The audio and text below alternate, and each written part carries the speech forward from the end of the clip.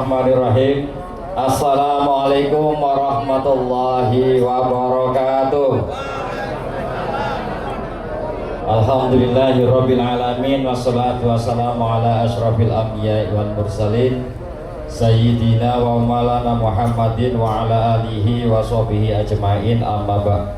Ilahi anta maksudi wa ridhaka matlubi atini mahabbataka wa ma'rifatak. Allahumma aftah lana bi futuhil arifin. Al-Fatihah.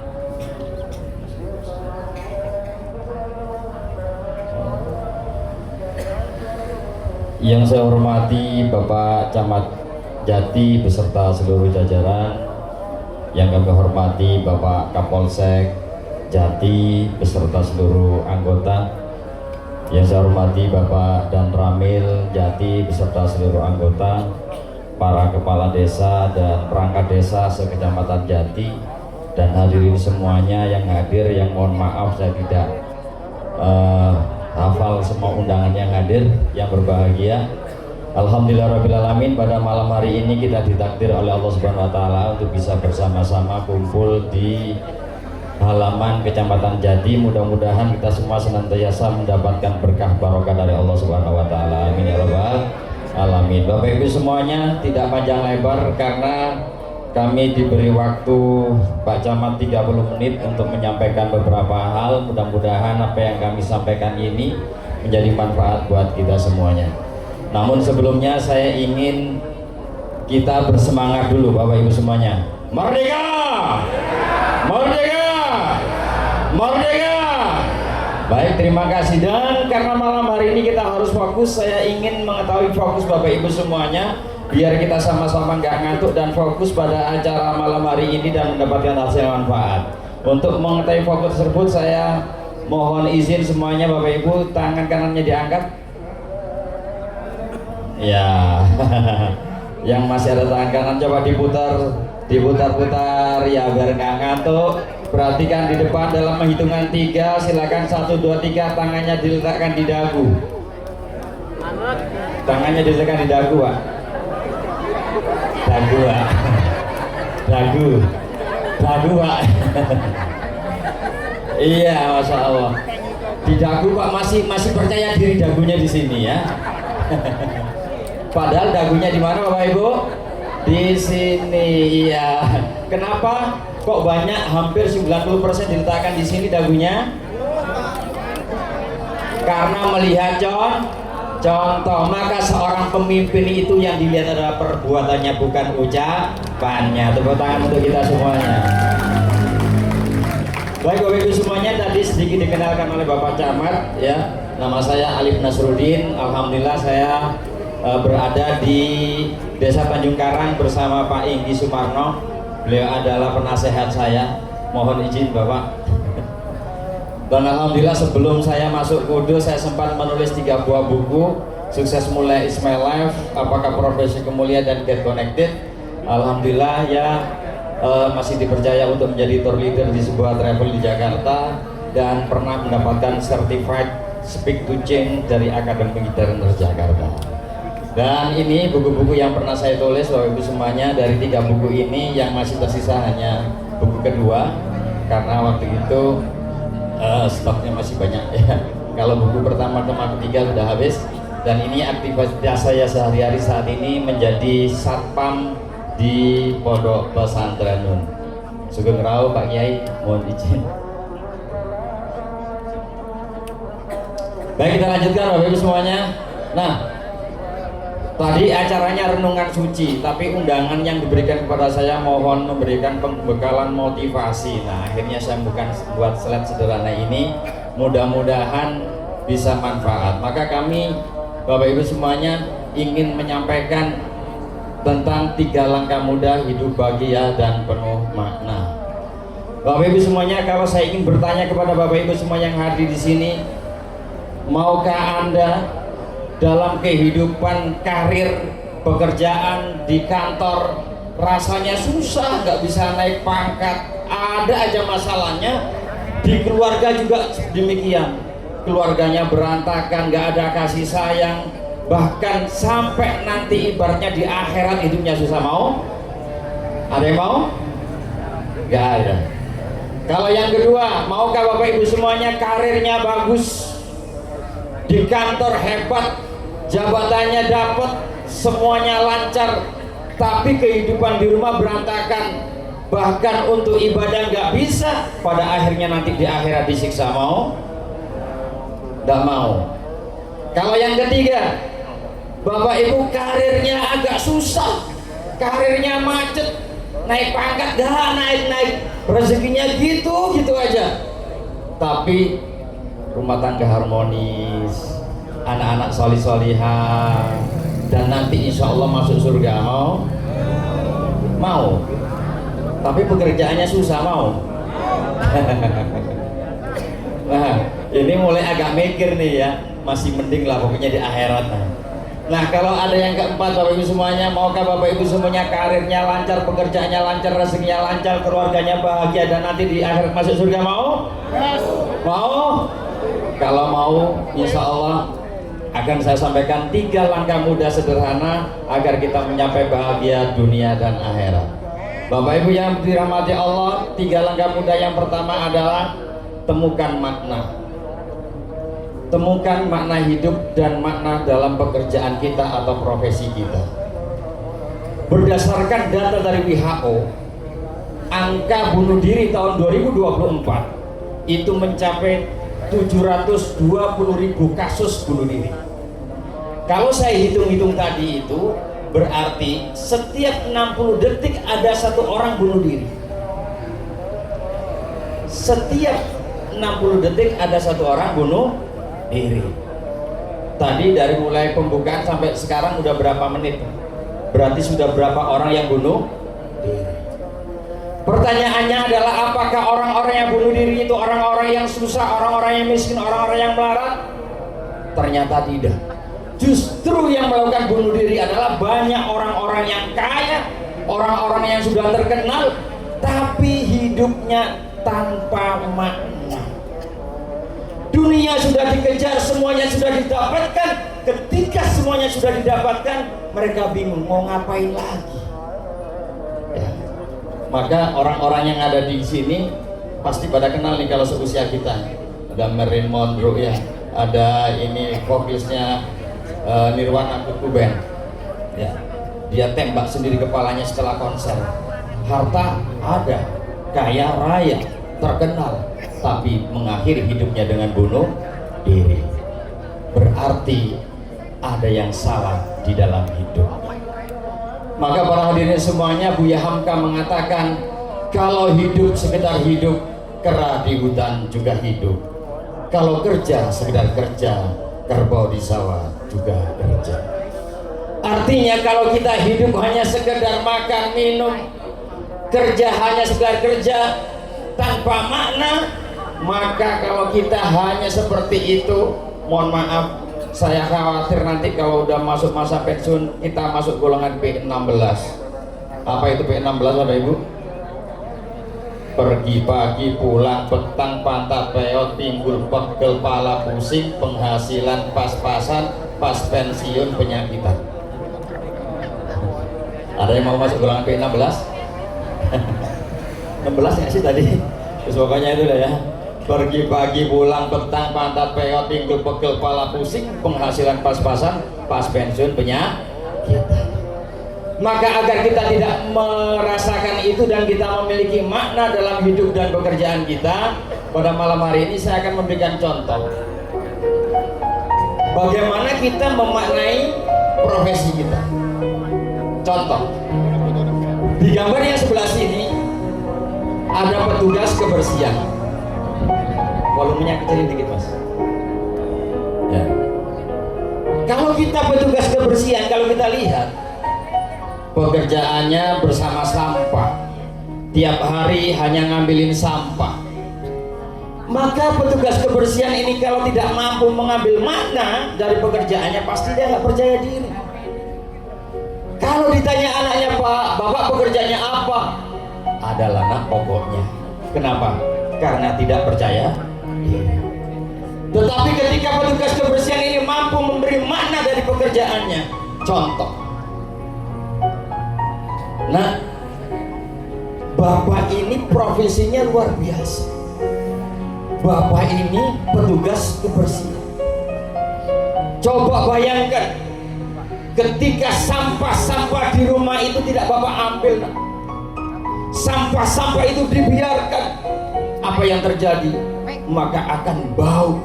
Kampung kita bau, kampung kita kotor, penyakit mudah menular.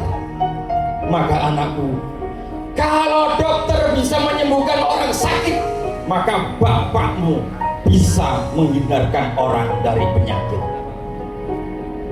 Ketika orang ini mampu memaknai pekerjaannya, walaupun dipandang orang rendah sebagai tukang kebersihan mengambil sampah, tapi begitu mampu mengambil makna, dia memaknai, kalau dokter menyembuhkan orang sakit, justru aku bisa menghindarkan orang dari penyakit.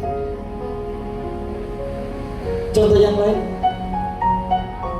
penjaga palang pintu kereta api, kerjaannya hanya nunggu bel, tetot tetot tetot, nutup, buka lagi. Bayangin, bosan nggak sih gitu terus? Mau makan, baru mau makan sebentar, tetot tetot tetot, harus nutup lagi. Kalau petugas palang pintu kereta api ini nggak mampu mengambil makna dari pekerjaannya, dia akan bosan. Tapi orang ini nulis bangga menjadi penjaga palang pintu kereta api. Kenapa? Karena beliau mampu memaknai pekerjaannya. Bagaimana memainnya? Aku adalah seorang penjaga pintu kereta api. Jasaku sangat besar. Setiap hari berapa banyak orang-orang yang mencari nafkah, kepala keluarga yang harus melintas rel kereta api ini. Setiap hari berapa banyak generasi bangsa yang sekolah. Setiap hari berapa banyak ibu-ibu yang mengantarkan anaknya sekolah, guru-guru yang mendidik melintasi rel kereta api ini. Kalau tidak ada aku sebagai penjaga pintu palang kereta api ini, bisa jadi setiap hari akan banyak makan korban.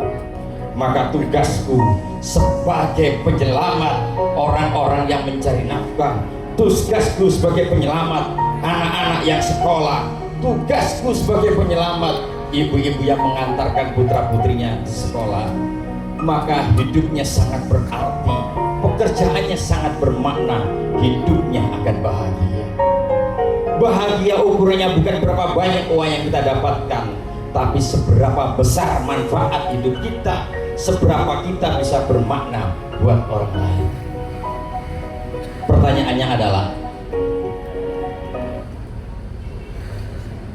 apa makna profesi Anda saat ini?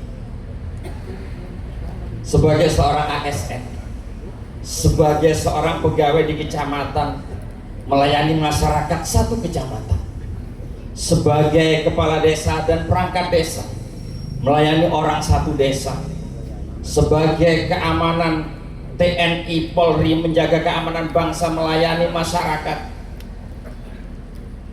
Kira-kira apa makna dari profesi Bapak Ibu semua? Silakan direnungkan, silakan ditemukan. Kalau kita hanya sekedar memaknai pekerjaan kita sebagai jalan mencari rezeki saja, untuk mendapatkan gaji saja, hati-hati. Saat kita pensiun, biasanya kena pensiun sindrom ya. Akhirnya sakit, stres, bingung, merasa habis mendapatkan gaji kemudian tidak ya.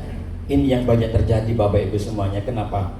Karena hidupnya tidak menemukan makna, karena pekerjaannya tidak digali apa makna dari pekerjaan itu ya. Bagian ngetik di balai desa, tak nulis apa Mas? Ini kilo data, nulis data akte kelahiran, data kelahiran. Masya Allah, kalau bukan aku yang mendata, kalau bukan aku yang memasukkan data ini, maka ada satu masyarakat yang tidak punya data, tidak punya identitas. Kalau tidak punya identitas, dia tidak bisa sekolah, Kalau tidak bisa sekolah, dia tidak bisa bekerja. Kalau tidak bekerja, dia mungkin tidak bisa manfaat buat keluarganya. Maka apa yang aku lakukan sangat berharga. Pak Carik-Cariknya semangat, Pak Ingginya semangat. Kenapa? Karena hidupnya merasa bermakna buat masa penting. Yuk, monggo sambil direnungkan, kira-kira apa ya poin terbesar kebermaknaan hidupku dan profesiku saat ini. Bapak yang dirahmati Allah, kalau kita sudah menemukan makna hidup kita, yang kedua yang harus kita lakukan adalah gigi. Ya, gigi. Sehebat apapun makna yang kita temukan, wah, bagus, inspiratif, tapi males, percuma tak berguna. Kenapa demikian? Presiden Amerika Serikat Calvin Coolidge pernah mengatakan, tidak ada yang bisa menggantikan kegigihan di dunia ini. Talenta tidak bisa. Berapa banyak orang bertalenta yang tidak sukses? Punya talenta, punya bakat, males, nggak bisa sukses. Kecerdasan tidak bisa. Berapa banyak orang jenius yang tidak dihargai? Ya. Siapa yang tahu manusia terjenius di dunia? Namanya Chris Langen. Ya. Ternyata dia hanya seorang penjaga kandang kuda. Jenius, tapi dia tidak mau berusaha. Hanya seorang penjaga kandang kuda. Pendidikan tidak bisa. Dunia ini penuh dengan orang berpendidikan yang terlantar. Masih ingat sekitar tahun 2014 kayaknya pernah muncul di TV sarjana dari Universitas Indonesia kalau tidak salah ya, muncul di TV S2, kemudian dia minta ngomong di televisi, pemerintah harus mengeluarkan regulasi bunuh diri dilegalkan. Itu S2 dan dari kampus ternama ya, sampai dia merasa nggak dapat pekerjaan ya. Kemudian dia ngomong di TV minta bunuh diri dilegalkan karena menganggap negara tidak mampu menyediakan lapangan pekerjaan. Yang sebenarnya dia itu malas. Sepinter apapun, punya talenta, punya keberanian, tapi malas tidak gigih, maka hidupnya tidak akan berhasil. Ini tidak saya bahas panjang, ini yang penting Bapak Ibu semuanya. Yang terakhir, tingkatkan spiritualitas, libatkan Allah dalam bekerja. Kalau kita hanya rutinitas pekerjaan kita dari rumah, motor, kantor, motor, rumah, motor, kantor, dari Senin sampai Jumat, hari Minggu sore udah bingung lagi, ya elah besok udah Senin lagi. Karena semuanya itu ritual ya. Keputusan harus melibatkan Allah, bekerja harus melibatkan Allah, karena sesungguhnya bekerja itu adalah ibadah. Kerja itu ibadah, dan hakikat ibadah itu adalah bagaimana ketika kita beribadah kepada Allah sesuai dengan konsep ihsan, yaitu beribadah kepada Allah seakan-akan kamu melihat Allah. Jika kamu tidak mampu melihatnya, seakan-akan kamu dilihat oleh Allah.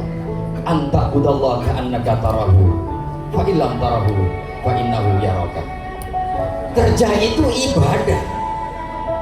Ketika mendengar kata ibadah, bukan hanya sekedar saat kita sholat, bukan sekedar saat kita puasa, bukan sekedar saat kita zakat. Mencari nafkah itu ibadah. Bahkan ada dosa yang tidak bisa diampuni dengan pahala puasa dan pahala haji dan umroh, tapi diampuni karena ikhlasnya, lelahnya dalam mencari nafkah. Saat kita merasa Allah hadir saat kita bekerja, saat kita melayani masyarakat, saat ada kesempatan kita berbuat curang, kita merasa Allah melihatku, aku nggak bisa melakukan itu. Saat ada godaan dari pihak ketiga, Pak, tolong Pak, lancarkan ini Pak, gampang bisa diatur, mbahmu bisa diatur. Kalau sekarang kamu mengatur aku, Allah melihatku. Bagaimana aku mempertanggungjawabkan jabatanku? Bagaimana aku bisa mempertanggungjawabkan tanda tanganku? Bagaimana aku bisa mempertanggungjawabkan perbuatan? Allah melihat. Pak, mohon izin Pak, kita butuh anggaran untuk ini, itu Pak. Mohon Pak, ini bisa diatur Pak. Diatur mbahmu. Kenapa kok bisa seperti itu? Karena pejabatnya sudah pernah ngaji, nggak mau diatur. Umarok perannya luar biasa. Satu tanda tangan Umarok, satu tanda tangan pejabat berpengaruh luas buat masyarakat.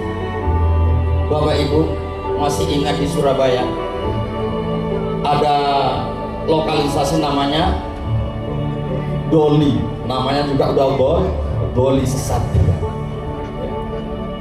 Berapa kali diadakan istighosah, ulama berkumpul, unjuk rasa, menyuarakan tutup Doli, tutup Doli, tutup Doli. Apakah ditutup? Tidak bisa tutup. Tapi seorang wali kota yang bernama Bu Risma Trimari, dengan tanda tangannya, beliau menyatakan Doli ditutup. Eret. Doli tutup. Inilah hebatnya pejabat. Inilah hebatnya Umar. Pejabat Umar yang bertakwa kepada Allah Subhanahu wa taala, yang melibatkan Allah dalam mengambilkan putusan, maka insya Allah pejabat itu nanti akan bersama Rasulullah SAW di surganya. Amin ya rabbal alamin. Terakhir yang ingin saya sampaikan Bapak Ibu semuanya, sebuah hadis yang diriwayatkan oleh Imam Muslim. Barang siapa membuat satu tradisi yang baik, kemudian tradisi tersebut dikerjakan, maka ia akan mendapatkan pahalanya dan pahala orang yang mengikutinya tanpa mengurangi pahala mereka sedikit pun. Dan barang siapa membuat satu tradisi yang buruk, kemudian tradisi tersebut dikerjakan, maka ia akan mendapatkan dosanya dan dosa orang-orang yang mengikutinya tanpa mengurangi dari dosa mereka sedikit pun. Hati-hati Bapak Ibu yang bekerja di ranah kebijakan, jangan sampai mengajarkan sesuatu yang buruk. Mohon izin, riwayat hidup saya juga pernah ada di birokrasi Bapak Ibu.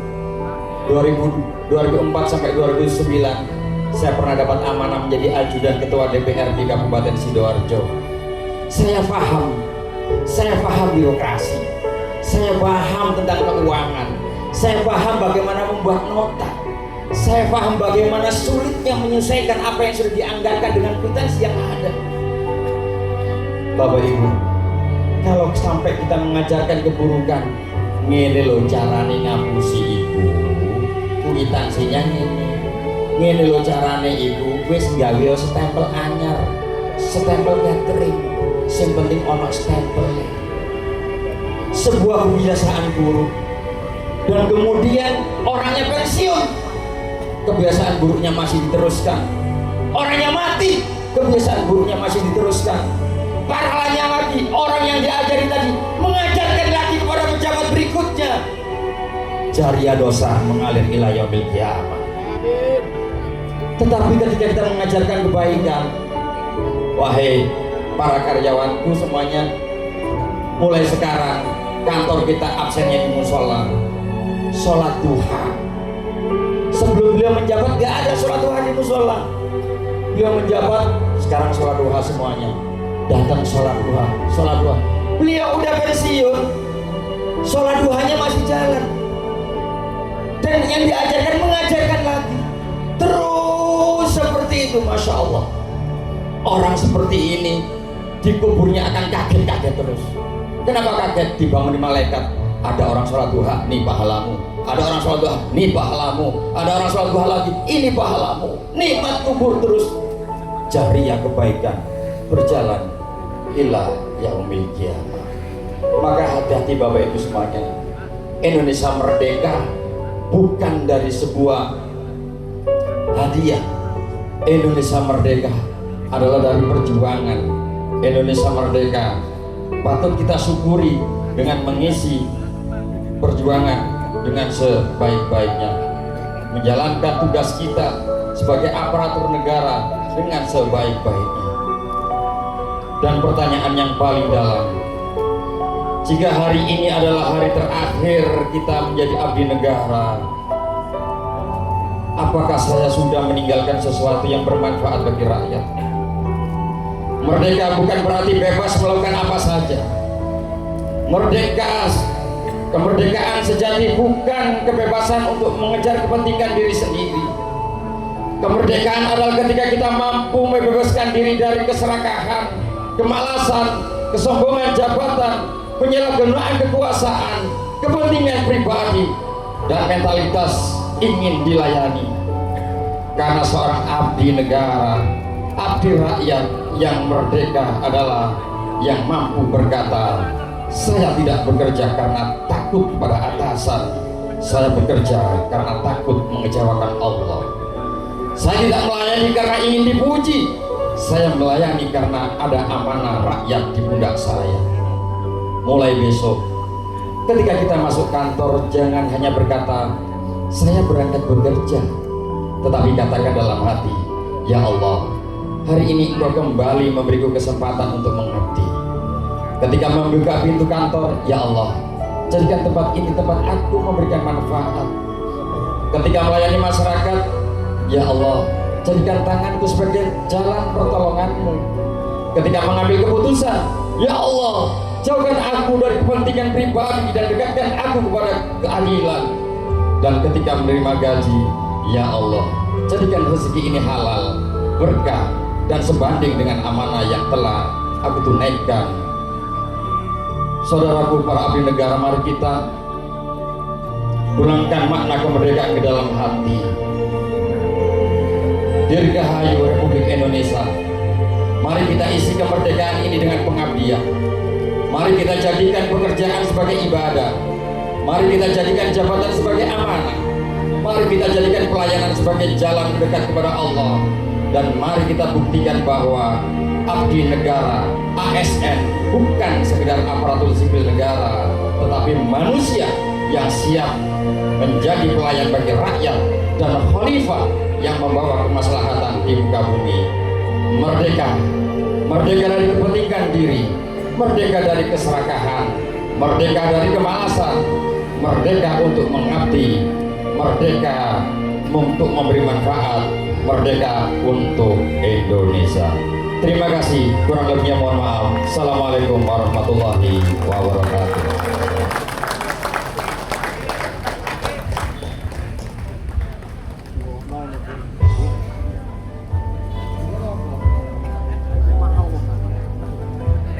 Hadirin yang kami hormati, kini tibalah pada acara yang kita nantikan bersama, yaitu Maulidul Hasanah dan doa. Semoga melalui tausiah yang akan disampaikan, kita dapat memperoleh ilmu, nasihat, dan hikmah yang bermanfaat dalam kehidupan sehari-hari, serta semakin memperkuat rasa syukur kita atas kemerdekaan yang telah diperjuangkan oleh para pahlawan bangsa. Untuk itu, kami persilahkan yang terhormat Kiai Haji Muhammad Syahidan Al-Hafidz, kepadanya dipersilahkan.